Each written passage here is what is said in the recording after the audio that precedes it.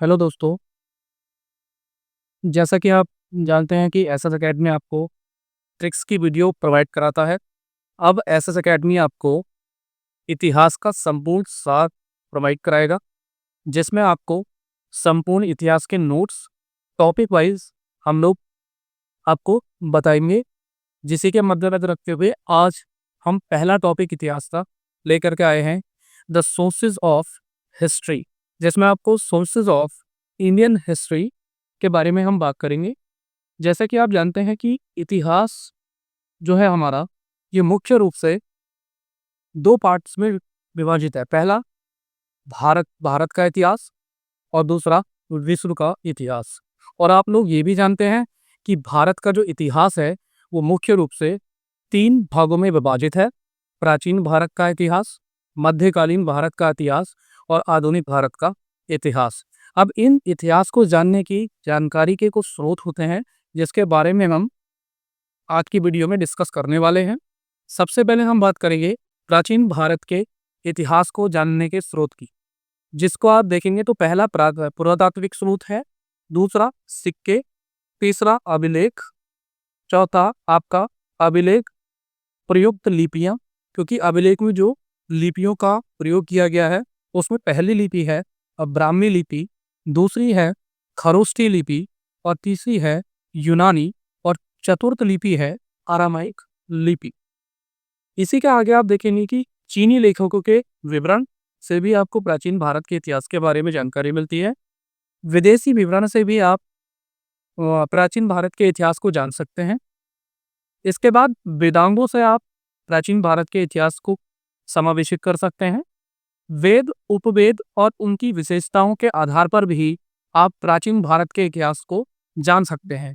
इसी के बाद आपको मिलेंगे साहित्यिक स्रोत।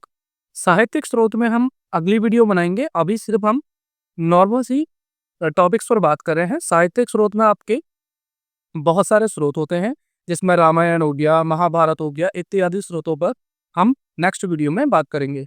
पुरातात्विक स्तंभ, इसके बारे में भी हम आगे बात करेंगे, अभी सिर्फ आप इतना जान लीजिए। उसके बाद हम अभिलेख, अभिलेख का मतलब होता है दोस्तों इंस्क्रिप्शंस, जो कि विभिन्न राजाओं ने लिखे हैं। इसी को आगे बढ़ाते हुए हम जानते हैं मध्यकालीन भारत के इतिहास के स्रोत। मध्यकालीन भारत के इतिहास के स्रोतों को मुख्य रूप से दो भागों में विभाजित किया गया है। पहला पुरातात्विक स्रोत और दूसरा साहित्यिक स्रोत। पुरातात्विक स्रोत में आपके अभिलेख, सिक्के और स्मारक आ जाएंगी। साहित्यिक स्रोत को भी मुख्य रूप से दो भागों में विभाजित किया गया है। पहला भारतीय स्रोत, जिसमें आपको सल्तनत कालीन स्रोत मिलेंगे, जिसमें आपको यहाँ पर लेखक हैं और यहाँ पे पुस्तक है। लेखक जैसे अलबुर्नी ने एक पुस्तक लिखी है जिसका नाम है तहकीके हिंद।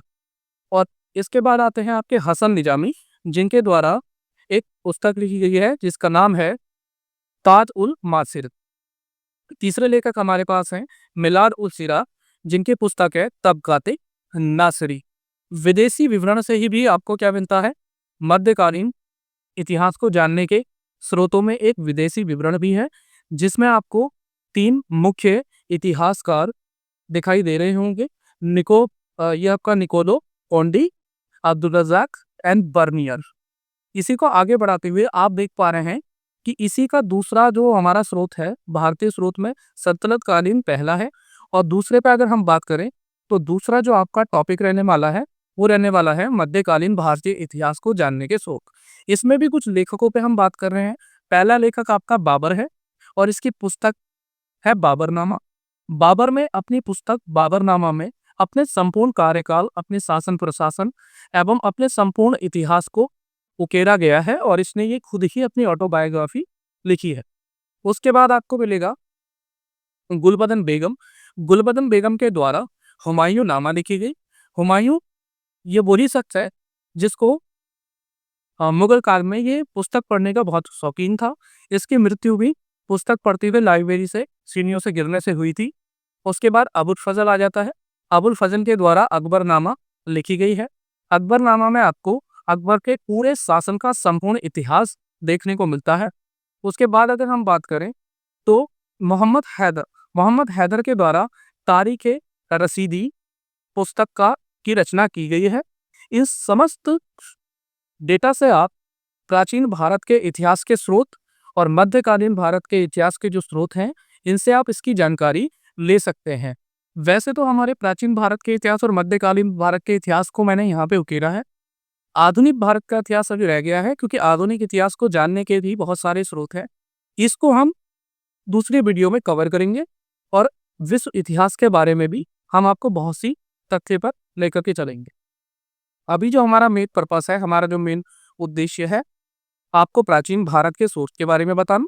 दूसरा, मध्यकालीन भारत के स्रोतों के बारे में हमने आपको बता दिया है। आधुनिक भारत के इतिहास के स्रोत हम अगली वीडियो में जानेंगे और एसएस एकेडमी आपको संपूर्ण इतिहास का एक एक टॉपिक पूर्ण रूप से कराएगा। तो आपसे विनम्र निवेदन है कि आप जब हमारी वीडियो को देखते हैं तो उसको लाइक, सब्सक्राइब एंड शेयर जरूर कीजिए, जिससे कि वर्तमान में जो भी कॉम्पिटिटिव एग्जाम की तैयारी कर रहे हैं, जो छात्र अभी अपने कंपटीशन की लाइन में जा रहे हैं, जो अभी इंटर पास कर चुके हैं और जो अभी इंटर में पढ़ रहे हैं, ये जो इतिहास है ये सभी के लिए महत्वपूर्ण है। और जो भी कॉम्पिटिटिव एग्जाम की तैयारी कर रहे हैं उनके लिए भी एक बहुत ही रामबाण सिद्ध हो सकता है इतिहास। तो इसी के साथ हम इस कक्षा को यहीं समाप्त करते हैं। मिलते हैं नेक्स्ट वीडियो।